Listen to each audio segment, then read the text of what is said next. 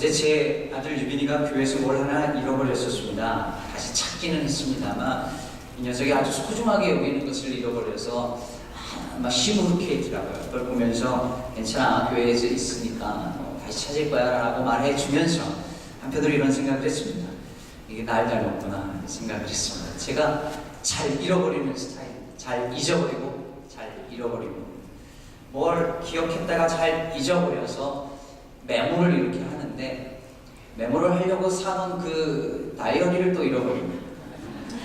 연애할 때 제 아내가 사준 그 좋은 다이어리 몇 개를 잃어버렸습니다. 새로 산 양복을 지하철에다 두고 그냥 내린 적도 있습니다. 잘 잃어버립니다. 잃어버리고 나면 너무너무 속상합니다. 아깝습니다. 자기가 정말 소중하게 여기는 것 잃어버리고 나면 아깝고 속상하잖아요. 여러분들은 뭘 잃어버렸을 때 그렇게 아깝고 속상하셨습니까? 갈라디아 교회 성도들이 뭘 잃어버렸습니다. 사도 바울이 그것을 보고 너무 속상하고 아까워하고 너무 안타까워합니다. 그것이 무엇이었을까요? 갈라디아서 4장 15절에 보니까 사도 바울이 이렇게 말합니다. 너희의 복이 지금 어디에 있느냐? 영어 성경 NIV에서는 여기서 복을 joy, 기쁨으로 번역했습니다. 그러니까 다시 말하면 너희의 기쁨이 지금 어디에 있느냐? 라고 묻는 것입니다. 그들에게 기쁨이 사라졌습니다. 기쁨을 잃어버렸습니다. 그 기쁨이 어디 있느냐라는 것입니다. 우리 서대호 집사님 아들 이름이 기쁨인데 걱정하지 마십시오. 기쁨이 3층에 있습니다. 근데 우리의 기쁨은 어디 갔습니까? 여러분의 기쁨은 지금 어디 있습니까? 혹시 기쁨을 잃어버리지는 않았습니까? 재작년 재직 수련회 때 우리 재직들에게 제가 그런 질문을 던졌습니다. 살아오면서 가장 기뻤던 순간과 가장 힘들고 슬펐던 순간들이 언제였느냐고 같이 쉐어를 했습니다. 보통 많은 사람들이 이런 질문을 받으면 힘들었던 순간들이 이렇게 많은데 정말 기뻤던 순간들은 글쎄 언제가 있을까? 기껏해서 늘 뽑으면 결혼할 때, 아기 낳을 때 그리고는 대부분 우리들의 기억 속에 힘든 기억은 많은데 정말 기뻤던 순간들은 그렇게 잘 생각이 안 나는가? 많은 사람들이 기쁨을 잃어버리고 있습니다. 너무 기뻐서 막 어쩔 줄 몰라 한 적이 언제였습니까? 기쁨을 주체할 수 없어서 하루 종일 웃고 지낸 적이 언제쯤이었습니까?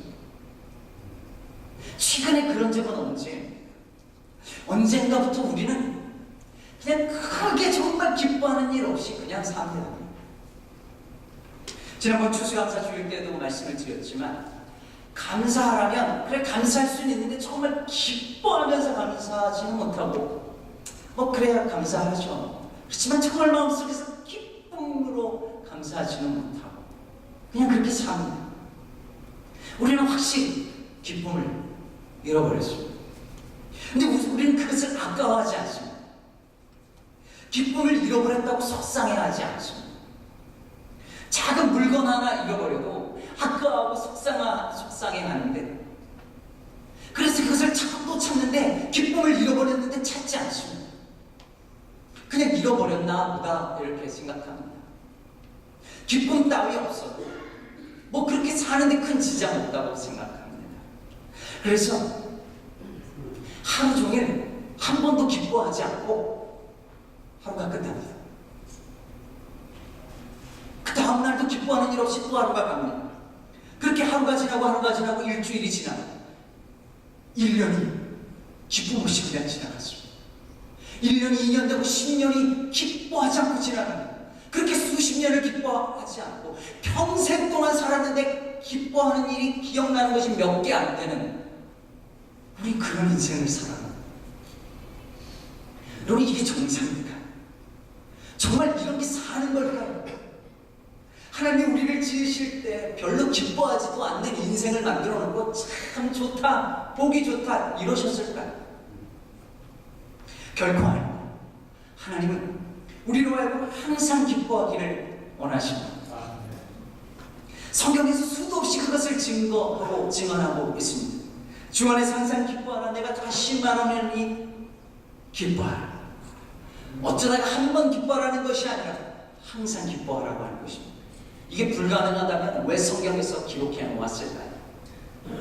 아침에 주의 인자하심이 우리를 만족하게 하사 우리를 일생 동안 즐겁고 기쁘게 하소서. 잠시 기뻐하는 것이 아니라 일생 동안 기쁜 것입니다. 성도들은 영광 중에 즐거워하며 그들의 침상에서 기쁨으로 노래할지어다. 얼마나 기쁜지 침상에 앉아서 아침에 일어나도 기쁘고 자려고 누워도 기쁘고 침대에서도 너무너무 기쁘대요. 그런 기쁨 잃어버리지는 않으셨습니다. 그 기쁨 어디 갔습니까? 그러므로 사랑하는 성도 여러분, 기쁨 없이 사는 삶은 그리스도인의 삶이 아닙니다. 우리는 기쁨을 찾아야 합니다. 잃어버린 기쁨을 찾아야 합니다. 그런데 어디서 찾아야 할까요? 잃어버린 우리 기쁨을 어디 가서 찾아야 할까요? 오늘 본문에 보니까 기쁨이 어디 있는지 우리에게 알려줍니다.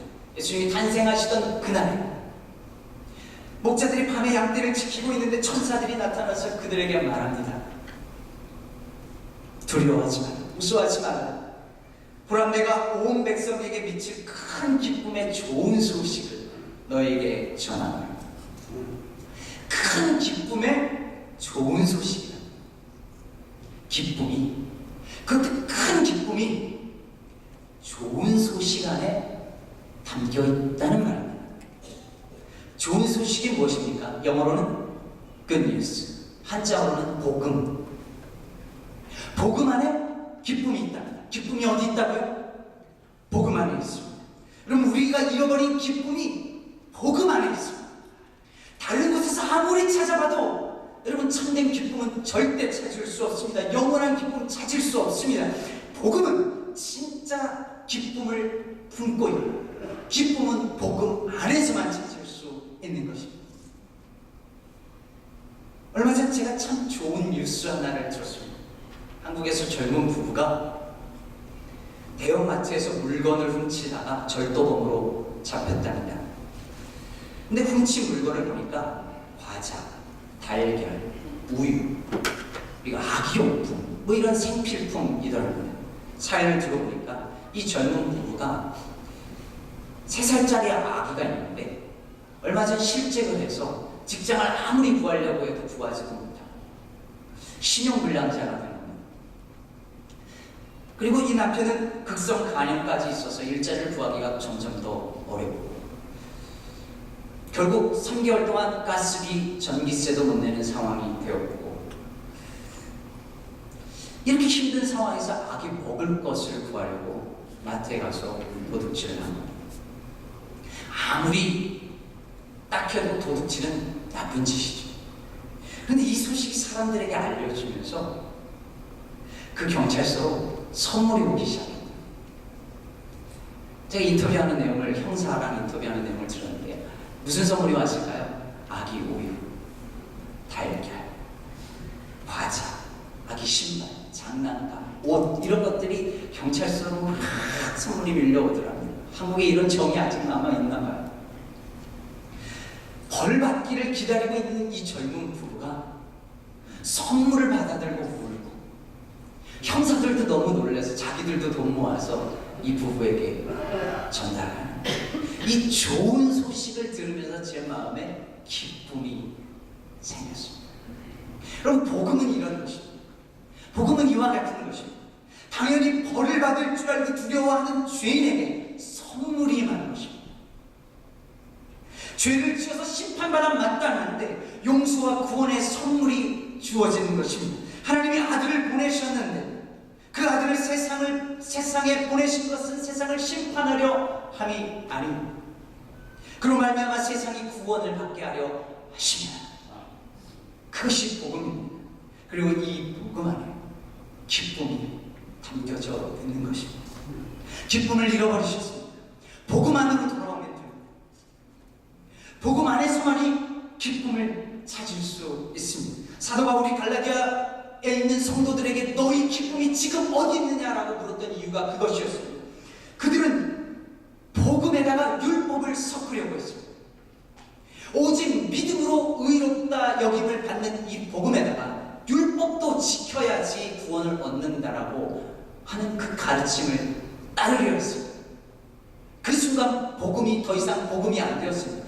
더 이상 이것은 좋은 소식이 아니었습니다. 그 순간에 기쁨도 같이 사라져버린 것이었습니다. 오늘날 교회 안에, 오늘날 많은 교회 안에 기쁨이 사라졌습니다. 교회가 기쁨을 잃어버렸습니다. 신앙생활의 기쁨을 잃어버린 성도들이 얼마나 많은지 모릅니다.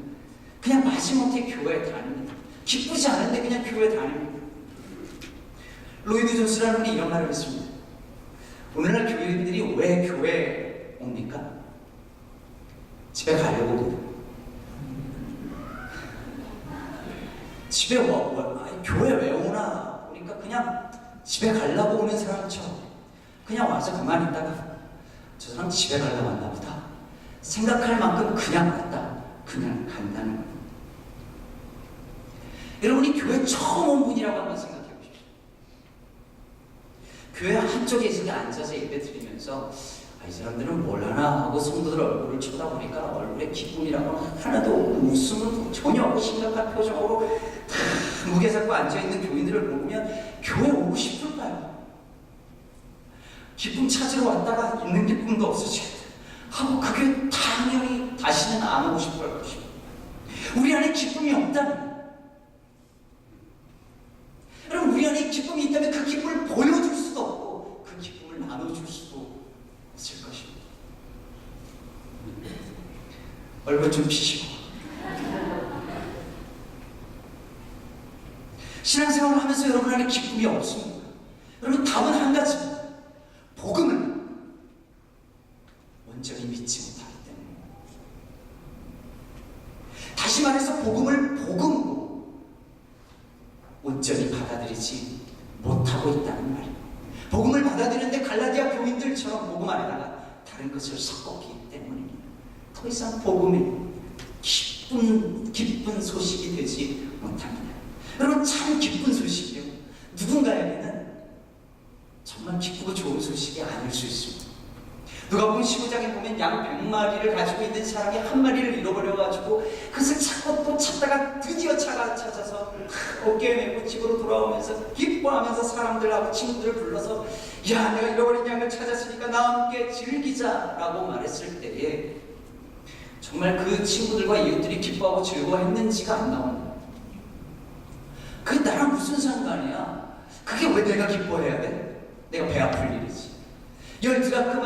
한 드라크마를 잃어버린 이 여인이 그것을 찾아서 나와 함께 즐거워하자 기뻐하자 했을 때 어떤 사람들이 그렇게 생각하지 않았을까요? 니도 찾은 내가 왜 기뻐해?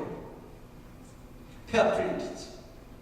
둘째 아들이 아버지의 유산을 가지고 나가서 허락망탕하게 쓰다가 돌아왔는데 아버지가 그것을 기뻐하면서 부둥켜 안고 잔치를 벌이면서 우리 함께 즐거워하자 기뻐하지 하는데 형은 기뻐하지 않습니다. 나는 이렇게 착하고 성실하게 살았는데 왜 저 녀석을 위해서 잔치를 벌이고 거기에 왜 내가 기뻐해야 해? 누군가에게 기쁜 소식이었는데 이 형에게는 그것이 good news가 아니라 bad news였던 것입니다. 지난주 마태복음 2장 말씀에서 우리는 예수님의 탄생이 헤롯 왕과 권세자들에게는 기쁜 소식이 아니라 소동케 만드는 불안하게 만드는 소식이었다는 것을 보았습니다. 동방박사들이 유대인의 왕이 태어났다고 이 기쁜 소식을 증거해 줬는데 그들에게 그게 기쁨이 되지 않고 불안함의 요소가 되고 헤롯 왕만 그런 게 아닙니다. 대제사장들과 서기관들 보십시오. 왕이 어디서 나겠느냐? 헤롯 왕이 물으니까 구약 성경의 얘기를 베들레헴에서 난다고 했습니다.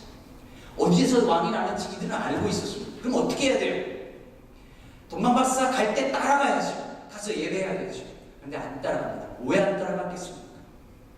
예수님의 탄생이 그들에게 기쁜 소식이 아니었기 때문에 자기들은 지금 충분히 부와 권세를 누리고 있기 때문에 그 소식이 그렇게 반갑지 않았던 것입니다. 괜히 따라갔다 자기 자리만 흔들릴까 두려웠던 것입니다. 여러분 참 놀랍지 않습니까? 의인이라 여겨지던 사람들 그들에게는 성탄이 기쁨보다는 불안함이 되었습니다. 그런데 사람들이 죄인이라고 여기던 그 이방인 동방박사 그 점성술사들에게는 성탄은 기쁜 소식이 되었습니다.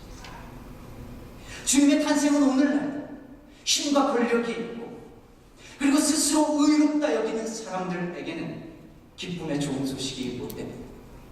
그러나 힘없고 가난하며 소외된 사람들 그리고 스스로 나는 죄인입니다 하며 주님 앞에 고백하는 사람들에게 주님의 탄생, 이 크리스마스는 정말 기쁜 소식인 것입니다. 오늘 말씀 10절을 읽으면서 저는 하나님이 정말 유머가 있는 분이다라는 사실을 확인했습니다. 얼마나 재밌고 통쾌한지 보라, 내가 온 백성에게, 내가 온 인류에게 미칠 큰 기쁨의 소식을 대제사장에게 전하노라 이렇게 하지 않습니다. 내가 온 인류에게 전할 이 큰 기쁨의 소식을 담임 목사에게 전하노라 이러지 않았습니다. 이 큰 기쁨의 소식을 너희에게, 목자들에게 전하노라. 이 세상을 뒤엎을 신문 기사의 일면을 도배할 이 놀라운 기쁜 소식을 백악관의 대통령도 모르게, FBI도 모르게, 국정원도 모르게 저 변두리에 있는 가난한 노동자에게 가르쳐 주신 것입니다. 여러분은 왜 이 기쁜 좋은 소식을 대제사장이나 서기관들이 아니라 목자들에게 전해주었을까요? 그들은 정말 그 소식을 기뻐할 사람들이었기 때문입니다. 사람들로부터 천대받고 소외받고 사는 게 너무 힘들어서 눈물 짓고 그러면서도 살아야 하니까 밤에 성 밖에 나가서 양떼를, 성경에 자기 양떼라고 하지만 여기서는 자기 소유 양이 아니라 남의 양을 지키는 목동들, 자기 사업이나 자기 가게를 지키기 위해서가 아니라 남의 일을 하면서 힘들게 살아가는 그 사람들, 그들에게 마침내 그들을 구원할 새로운 왕이 태어났다는 이 소식이 어찌 기쁜 소식이 아니겠습니까? 그들에게 복음이 정말 기쁜 소식이었던 것입니다. 얼마 전에 한 사진을 보았는데 교회에서 교인들이 정말 너무 기뻐하면서 박수 치면서 환한 표정으로 막 그렇게 하는 사진을 갖고 왔습니다. 얼마나 그렇게 교회 안에서 그렇게 밝고 기쁘게 웃으면서 박수 치는 모습이 정말 보기 힘든 것 같아요. 근데 그 사진 제목이 이랬습니다. The pastor ends his sermon at 11:45. 무슨 뜻인지 아시겠습니까? 목사님 설교가 일찍 끝났다 이런 겁니다. 우리로 말하자면 2시 45분에 설교가 끝난 거죠. 그래서 기뻐하는 사진인 것입니다. 물론 설교자 책임도 있겠지만 말씀이 누군가에게는 정말 기쁨인데 누군가에게는 고역입니다. 복음이 누군가에게는 기쁨을 주는데 누군가에게는 소동케 합니다. 차이가 뭘까요? 믿음입니다. 복음을 복음으로 믿을 때 그때만이 복음이 기쁜 소식이 됩니다. 그러므로 사랑하는 성도 여러분, 기쁨은 선택입니다. 내가 이 복음을 믿고 기뻐할 것인가, 아니면 복음을 거부하고 기쁨 없이 그냥 살 것인가 선택하는 것입니다. 천사가 목자들에게 말합니다. 오늘 다윗의 동네에 너희를 위하여 구주가 나셨으니 곧 그리스도 주십니다. 이것을 믿을지 말지 선택해요. 오늘 누가복음 2장 가이사 아구스도가 천하에 호적하라고 하는 명령을 내렸다는 이야기로 시작합니다. 여러분, 이 아구스도는 저 유명한 로마의 통치자 율리시스 카이사르의 양자였던 아우구스투스를 말합니다. 그는 이 아우구스투스는 자기 아버지 카이사르가 죽고 나서 신이 되었다라고 선언하면서 자기는 신의 아들이라고 말했습니다. 실제로 사람들은 아우구스투스 황제를 신의 아들이라고 불렀고 구세주라고 불렀고 주라고 표현했습니다. 그런데 천사들이 와서 목자들에게 말하는 겁니다. 너희를 위하여 구주가 나셨으니 곧 그리스도 주신이라. 이것을 믿을지 말지 선택해야 합니다. 그래야 이 소식이 기쁨을 줄지 말지 말씀하노라. 너희가 가서 광고에 쌓여 부위에 누워있는 아기를 보리니 이것이 너희에게 표적이니라. 보자기에 쌓여서 짐승의 구유에 누워있는 아기를 보는데 그게 너희를 위한 사인이다, 이렇게 말하고 있는 것입니다. 요즘 한국에서 유명인이나 정치인들의 그 태어난 생가를 복원하는 일이 유행이고 또 논란이라고 합니다. 심지어 아직도 살아있는 정치인들의 생가를 복원하려고 한답니다. 제가 들은 것 중에 가장 황당했던 것은 한국의 슈바이처라고 불리우는 이태석 신부님, 누군지 아시죠? 그분의 생가를 복원하려고 하고 무소유를 주장하셨던 법정 스님의 생가를 복원하려고 한다. 이 얼마나 이분들의 삶과는 정반대의 일을 하는 것입니다. 예루살렘에 가면 베들레헴에 예수 탄생교회라고 있습니다. 예수님이 탄생하셨던 그 자리에다가 교회를 세운 거예요. 저는 아직 못 가봤지만 사진으로만 봐도 예수님이 탄생하셨던 그때 그 모습과는 너무 거리가 멀어 보입니다. 구유가 놓여져 있던 그 자리에는 은으로 된 사각 별이 이렇게 박혀져 있습니다. 천사들이 말한 표적이니라, 이것이 너에게 표적이니라 말할 때 표적은 그런 것이 아니었습니다. 짐승의 구유 안에 보자기가 쌓여서 보자기로 쌓여서 아기가 거기에 누워 있는데 이것이 너에게 표적입니다. 그 초라한 모습이 이 땅에 너희를 위한 구주가 나셨다는 표적이라는 것입니다.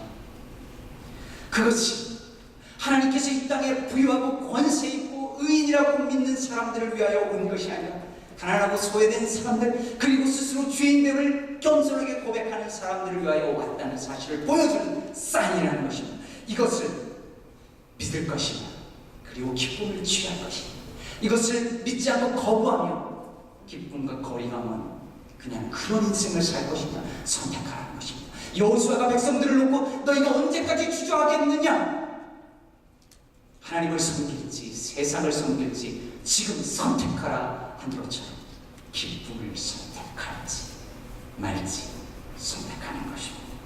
비록 표적이 보잘것없어 이것을 믿으면, 이 복음을 믿으면 목자들에게 그것이 기쁨의 좋은 소식이 될 것입니다. 여러분들에게 눈에 보이는 표적이 비록 보잘것없을지라도 그 복음을 믿으면 세상이 줄 수 없는 기쁨이 저와 여러분들에게 주어질 줄 믿습니다. 요한복음 16장 22절에 보면 이렇게 말합니다. 주님께서 너희 말씀하시기를 너희 기쁨을 빼앗을 자가 없으리라. 이 기쁨, 복음이 준 이 기쁨은 빼앗을 자가 없습니다. 여러분 안에 기쁨이 있습니까? 여러분이 복음만 버리지 않는다면, 여러분이 복음만 믿는다면 여러분 안에 있는 하나님이 심겨둔 그 복음을 누구도 어떤 상황도 가져갈 수 없습니다. 제가 얼마 전에 알게 된 바로 인근에 있는 한 교회 전사님 이야기를 하고 마치겠습니다. 이 전사님이 사모님이 아기를 임신을 했는데 염색체 이상의 아이라는 사실을 알게 되었습니다. 신장이 거의 작동을 하지 않으면서 엄마 뱃속에 양수가 없습니다. 태도, 장기도, 신장도 아이가 정상이 아닙니다. 태어나면 자폐일 가능성이 거의 많다라는 진단이 있었습니다. 그리고 지난 목요일 아이가 태어났고 하루 만에 세상을 떠났습니다.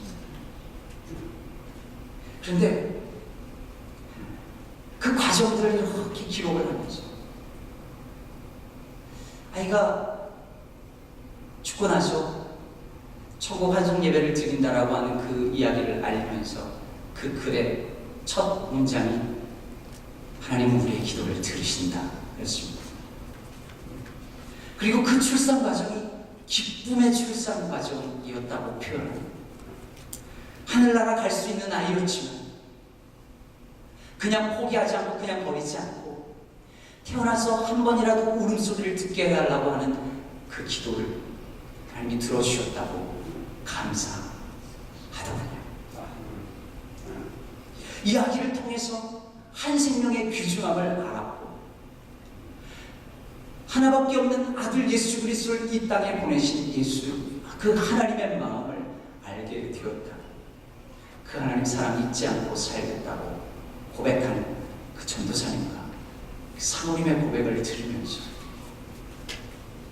믿음은 이런 것이구나 깨닫게 되었습니다.